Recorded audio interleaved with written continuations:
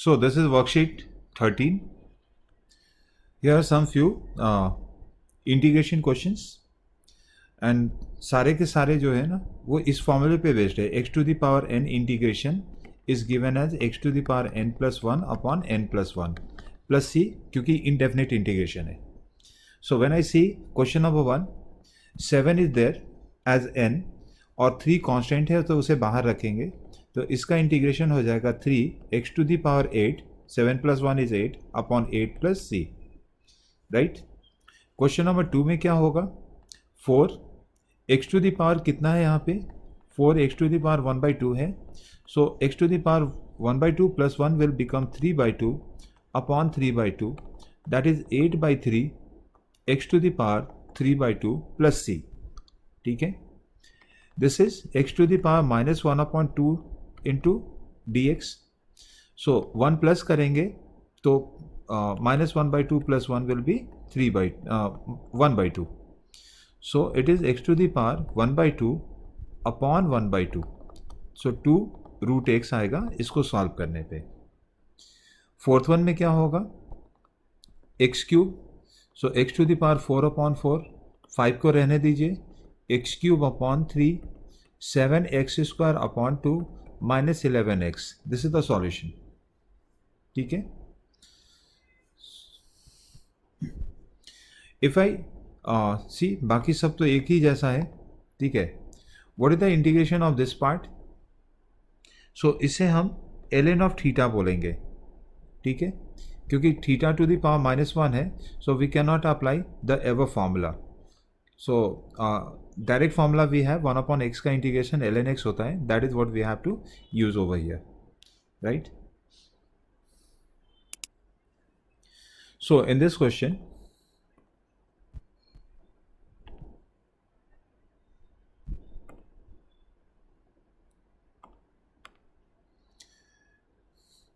particle moves on x-axis and the equation is given by this function. Distance traveled by the particle in 0 to 5 seconds. Right.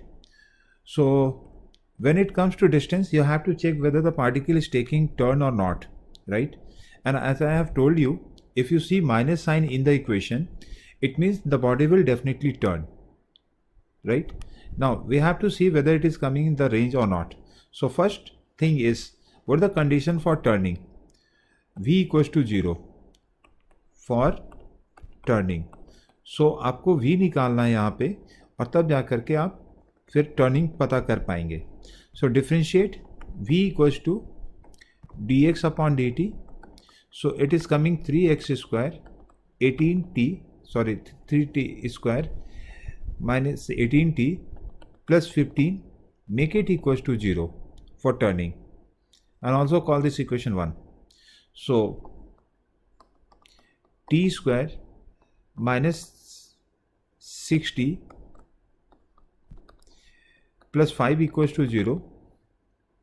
So this is t minus 1 and t minus 5 equals to 0.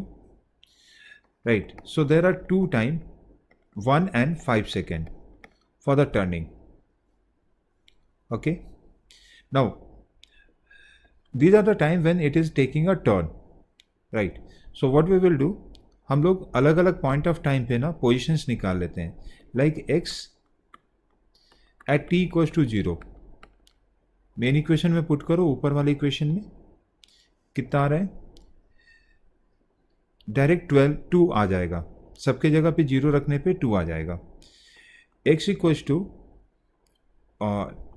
x क्या होगा अगर 1 second पे हम बात करें तो 1 cube minus 9 into 1 square plus 15 into 1 plus 2. ठीक है. इसको सॉल्व करेंगे. So we are getting what? 6 plus 1 7 plus 2. 9 metre is the position at t equals to 1 and then what is the position at t equals to 5 second. So after substituting t equals to 5 in the main equation of x, we are getting minus 23 meter. This is the position. Also find the velocity in the beginning. So equation number 1 में put कर दो तो v at t equals to 0 we are getting as 15 metre per second means right side move कर रहा है. Now when I plot this is x equals to 2 at t equals to 0, then this is 9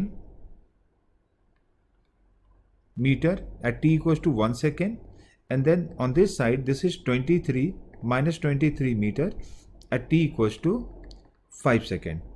So particle has moved and the body is moving on right side with 15 meter per second. So this is the motion. This is how the body is moving. 1 second पे turn लिया है and then 5 second पे turn लिया है. ठीक है.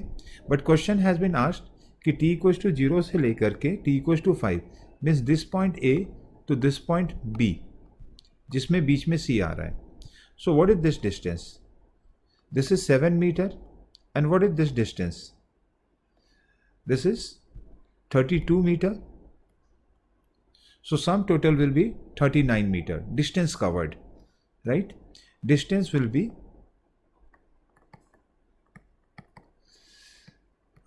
A to C plus C to B. That is 39 meter. This is the answer. So in this question, velocity of a cricket ball is given by this expression.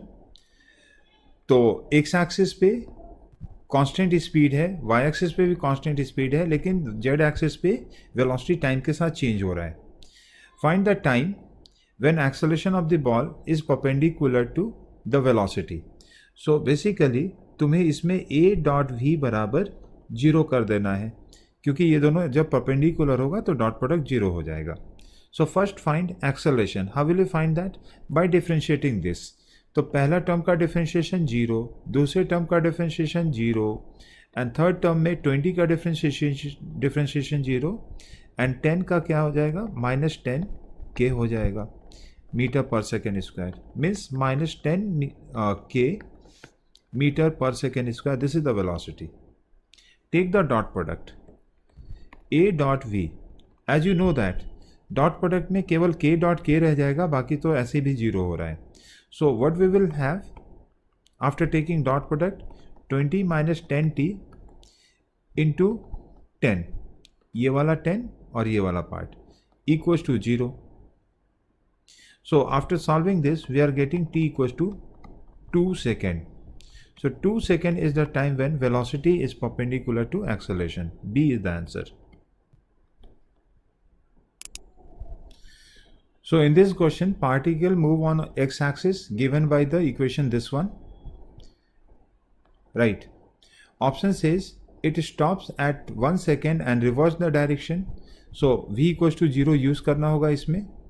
Same is true for 2 second.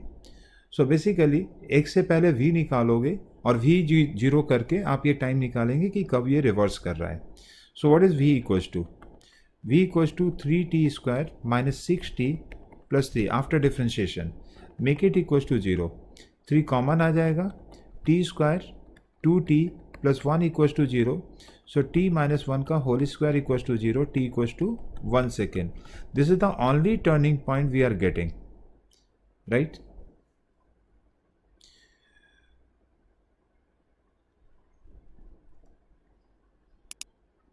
Okay. See, the point is means इसका answer B होगा. Will stop at t equals to 0 but continue to move further without changing the direction. Why? Because of this 2, right? See, velocity is coming as 3 into t minus 1 का whole square, right? 1, when I put 1 equals to 0, velocity is 0. Yes, it is true. So velocity is 0 when at t is 1. But what happens if I put some 0.5 in this? It will come some positive number. 0.5 minus 1 minus 0.5, लेकिन square है तो वापस positive हो जाएगा. So v is positive at t equals to 0.5. ऐसे ही check करना है. And v is again positive at any time greater than 1, like 1.5, 2, 3, whatever it is. So what you see, is the direction of motion changing? Answer is no, and therefore direction will not change. Sign remains same, and therefore the answer will be B to this. So in this, the ball is thrown vertically up with some speed. A and P points are one after another, such that A and B has 1/4 and 3/4 of the maximum height attained. Time of flight means पूरा ऊपर जाने का और वापस नीचे आने का time t दे रखा है. What is the maximum time taken by the ball to reach from A to B? Okay. So if we figure out the situation, u is the speed given, it is going up and then it will come down. इसमें total time लग रहा है इसको t, ऐसा दे रखा है, speed तो वापस u ही हो जाएगा. There is a point A which is h by 4 according to question, and then there is another point B which is 3h by 4 like this, where h is the maximum height attained by the body. ये है. So in this we have to find maximum time taken by the ball to travel from A to B, right? So see, the answer is given in total time of flight, capital T के term में दे रखा है. तो सबसे पहले इस पे ही work करते हैं. टोटल टाइम ऑफ फ्लाइट का मतलब होता है वापस उसी जगह पे आने को. So displacement is zero, right? So displacement zero है और s equals to u t plus half a t square अगर हम यूज़ करें लाइक दिस, और s को जीरो रख करके सिंप्लीफाई करेंगे ना, तो zero equals to t u minus g t upon two, और इसको सिंप्लीफाई करने पे t equals to 2u upon g आ जाएगा, राइट? और क्योंकि आंसर में कैपिटल D के टर्म में दे रखा है इसलिए हमें ये यूज़ करना पड़ेगा. नाउ h के ऊपर भी थोड़ा सोच लेते हैं. सो u से थ्रो करेंगे, what is the stopping height? तो h इक्वल्स टू हो जाता है u square upon 2g, v square equals to u square plus 2as से, राइट?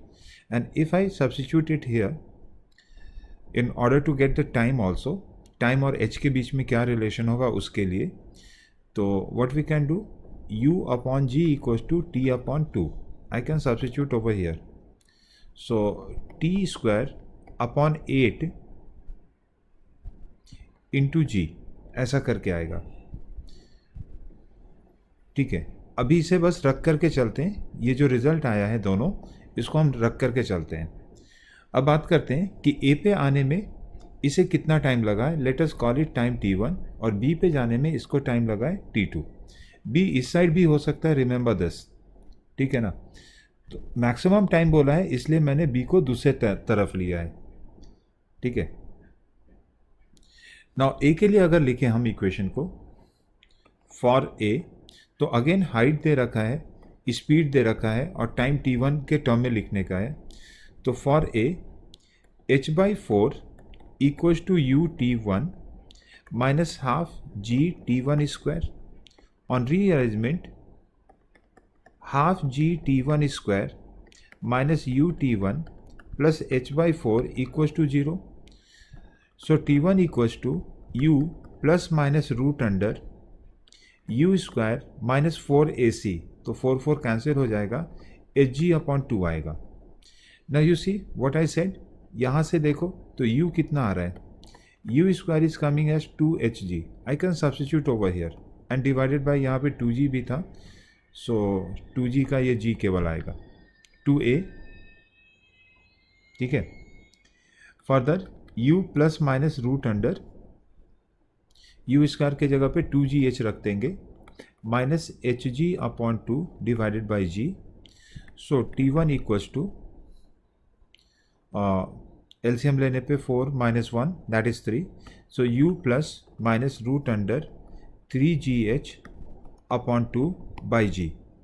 अब बताओ इसमें मिनिमम कौन सा होगा, प्लस लेने पे या माइनस लेने पे? सो ये आएगा प्लस माइनस लेने पे, ठीक है? तो u मिनिमम विल बी,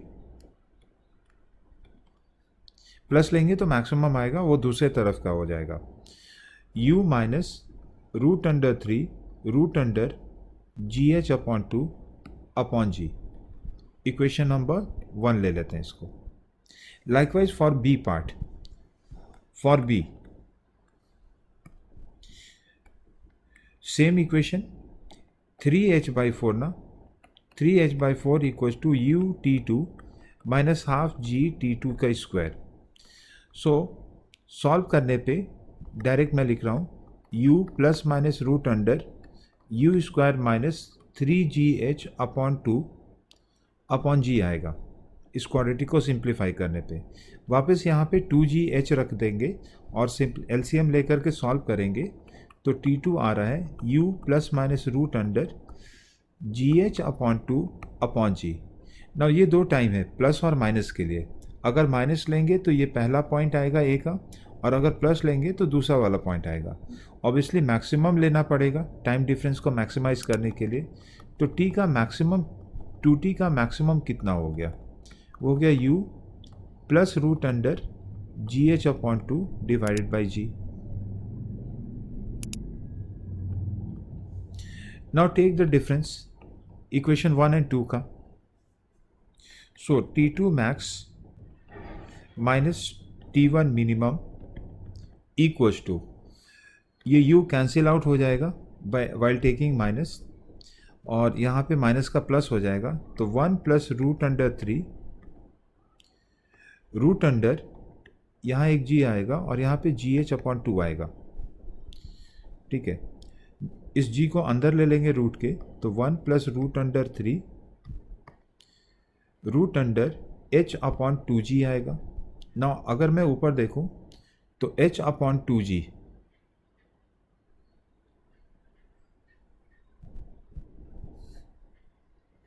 यहाँ से देखते हैं। ठीक है, दोनों तरफ g से डिवाइड करो तो g यहाँ आ जाएगा, g यहाँ आ जाएगा, कैंसिल हो गया। 2 से डिवाइड मल्टीप्लाई करो तो यहाँ पे 2 हो जाएगा। So h upon 2g is what? t square upon 16, right? So h upon 2g is t square upon 16। So 1 plus root under 3 root under t square upon 16 that is t upon 4। So t upon 4 root under 3 plus 1। This is our answer which is A.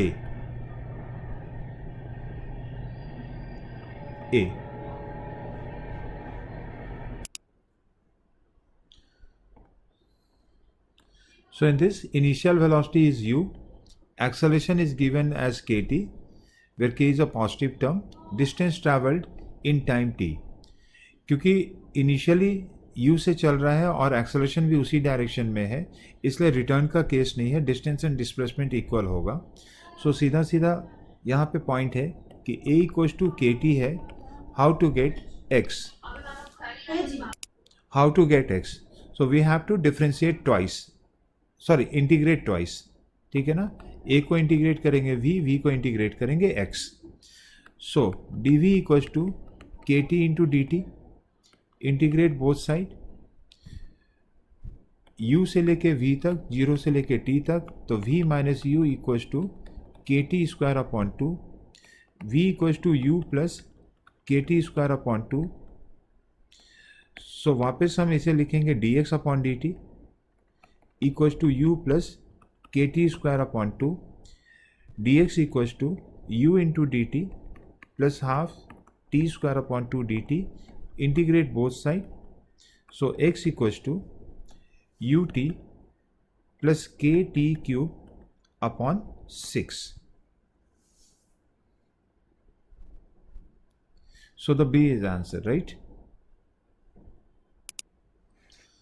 So in this question, a motorboat of mass m has a velocity v0 at t equals to 0. Engine is shut down. Magnitude of resistance force offered to the boat is equals to r into v, where v is instantaneous velocity. What is the total distance covered till it stopped completely? So basically a resistance force is given F equals to r into v, right? और बोल रहा है कि total distance बताओ, मतलब x बताओ जब ये रुक जाएगा, कहाँ से कहाँ तक में, v0 से 0 हो जाए तब के लिए। सो वेलोसिटी का चेंज और x निकालने का है। तो यहाँ पे ये v वेरिएबल है and we know that force equals to होता है mass into acceleration. Now x निकालने के लिए हमें dv अपॉन dt पे जाना पड़ेगा, तो a को क्या लिखूं, क्योंकि इधर v है और x निकालना है, so we should not write dv अपॉन dt, instead we should write v dv अपॉन dx. Now when you write like this, ये v और ये वाला v कैंसिल आउट हो जाएगा, ठीक है. Now m into d v equals to r into d x. Integrate both side, so velocity is going to be from 0 to, okay resistance force है ना, we should put a minus sign. How will this equation know that this is the opposite force or resistance force? Means velocity is decreasing. For that we have to put a minus sign. So keep a minus sign over here. To 0, v0 to 0, and distance will be 0 to x. So m बाहर dv का v हो जाएगा, 0 minus v0 is v0 equals to r बाहर x यहाँ पे. So x is equals to m v0 upon r. This should be the answer. That is A. So in this question, particle is moving on straight line with a varying velocity given by this expression. कितने सारे correct statement है, मतलब एक से ज़्यादा भी इसमें सही है. Velocity change its direction twice in first 3 second. So velocity change का मतलब क्या होगा कि A को 0 करना होगा. जब जब एक्सेलरेशन 0 होगा, वेलोसिटी अपना डायरेक्शन चेंज करेगा, ठीक है. Displacement of the particle, sorry यहाँ पे a 0 नहीं होगा, वेलोसिटी ही 0 होगा अगर मुझे डायरेक्शन निकालना है कि कब कब डायरेक्शन चेंज हो रहा है, ठीक है. देखो ये राइट साइड जा रहा है तो v पॉजिटिव है, ये लेफ्ट साइड जा रहा है तो v निगेटिव है. रिटर्न होगा तो यहाँ पे v 0 होगा ना, ठीक है. तो v कितने बार 0 हो जा रहा है ये पता करना है पहले वाले में. Displacement in first 2 seconds are equals to the distance travelled. ये तभी पॉसिबल है अगर डायरेक्शन चेंज नहीं हुआ हो, तो वो भी चेक करना पड़ेगा. Farthest distance of the particle from origin on negative x axis is at 3 second, ठीक है. सबसे दूर का पॉइंट जो 3 सेकेंड पे होगा नेगेटिव साइड पे, ये बताना है. Acceleration is increasing in the interval 3 to 5 second, ठीक है. Okay, let's start solving this. To begin with we will pick up velocity v equals to t square 60 plus 8, make it equals to 0 for turning. कहाँ कहाँ पे turning check हो रहा है उसके लिए, ठीक है. So t minus 4t 2t plus 8 equals to 0. Factorise कर दिया इसको, because 4 into 2 is 8 and 4 plus 2 is 6. तो t minus 4 and t minus 2 is coming as here. So t equals to 2 and t equals to 4. These are the turning points. 2 and 4 second is the turning point. 2 के पहले तक में turning नहीं आ रहा है, so distance and displacement दोनों equal होगा. So b the correct statement. Displacement in first 2 second is equal to the distance travelled, ठीक है. वेलोसिटी, एक पार्ट कह रहा था velocity change twice in within first 3 second. Answer is no. 2 second पे ही तो केवल डायरेक्शन चेंज हो रहा है, मतलब एक ही बार डायरेक्शन चेंज हो रहा है. उसके बाद 4 सेकेंड पे जाकर के दूसरा डायरेक्शन चेंज हो रहा है. सो ए इज रॉन्ग स्टेटमेंट, ठीक है. बाकी दो को भी सॉल्व करते हैं. farthest distance of the particle from the origin on negative x axis is at 3 second. एक काम करो जरा, t बराबर 0 पे वेलोसिटी चेक करो किधर है. तो 8 मीटर पर सेकेंड आ रहा है, मेन इक्वेशन में पुट कर दिया मैंने t को 0, ठीक है. अब पहले ये राइट साइड चल रहा है 8 मीटर पर सेकेंड से, t बराबर 0 पे. तो 2 सेकेंड पे क्या हुआ होगा, ये लेफ्ट में आने लगेगा. t इक्वल्स टू 2 सेकेंड पे लेफ्ट में आ रहा है, और 4 सेकेंड पे ये वापस राइट को जा रहा है. This is t equals to 4 second. तो ये वापस राइट को जा रहा है और राइट को ये चलता चला जाएगा. तो ये कह रहा है कि 3 सेकेंड पे निगेटिव एक्स मिलेगा मुझे, इज इट राइट? मेरे हिसाब से निगेटिव 3 सेकेंड नहीं, it is the 4 second at which we will get the negative x, क्योंकि जहाँ तक टर्न हो रहा है अभी 3 सेकेंड पे वो मान लो यहाँ पे है या यहाँ पे है, तो अभी भी तो वो और लेफ्ट को जा ही रहा है ना, तो और लेफ्ट को जा रहा है, तो 4 सेकेंड पे मैक्सिमम निगेटिव एक्स मिलेगा उसे. So according to this analysis, C should not be the answer. The farthest negative point from the origin will be at x equals to 4 second if it happens, though we are not calculating that point. Right? कि वो x कितना है वो हम calculate नहीं कर रहे हैं, बट 3 सेकेंड पे लेफ्ट चल रहा है, निगेटिव में जाएगा, तो 4 सेकेंड पे भी तो निगेटिव में ही पहुंचेगा. और सो farthest point should be at 4 second, not at 3 second. Acceleration is increasing between 3 to 5 second.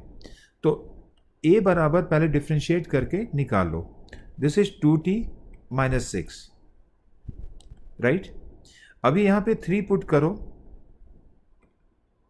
3 put करने पे a आ रहा है 0, ठीक है, और 5 पुट करो, मतलब यस इसका एक्सेलरेशन इंक्रीज करता जाएगा 3 second onward.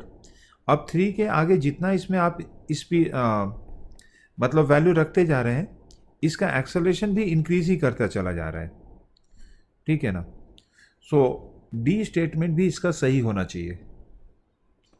So my answer should be A and D in this case.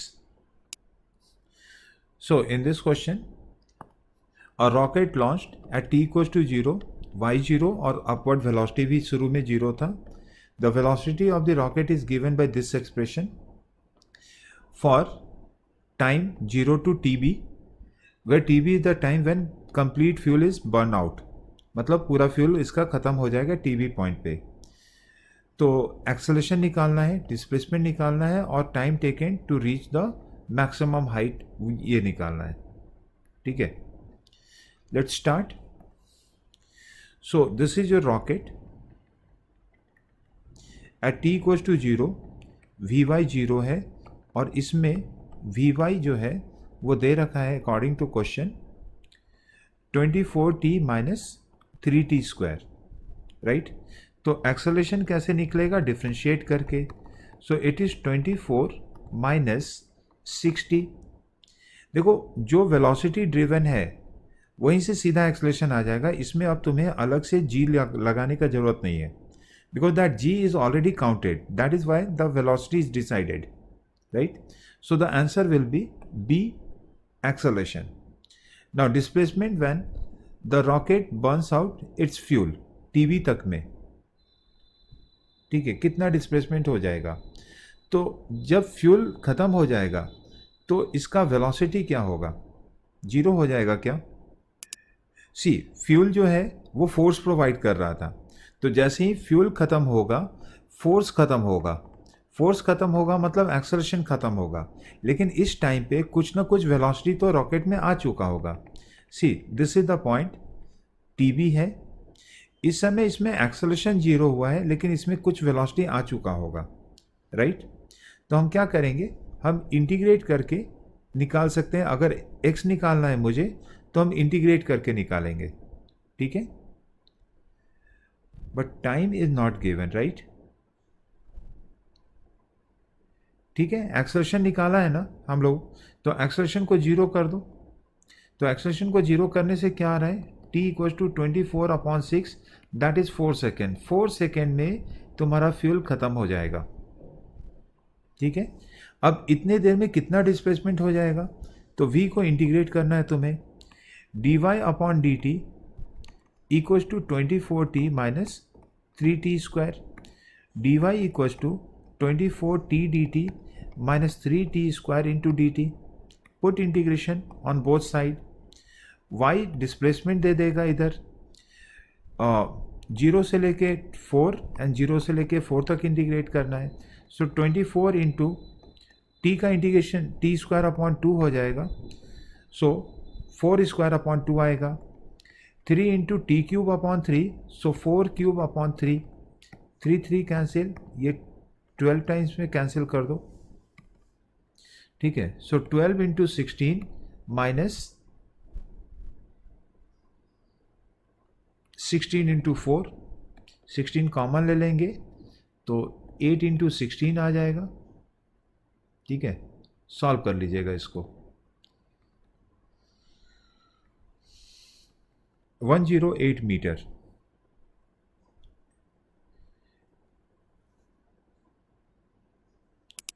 Sorry 28, so this is 48, 4 and then 12 आएगा।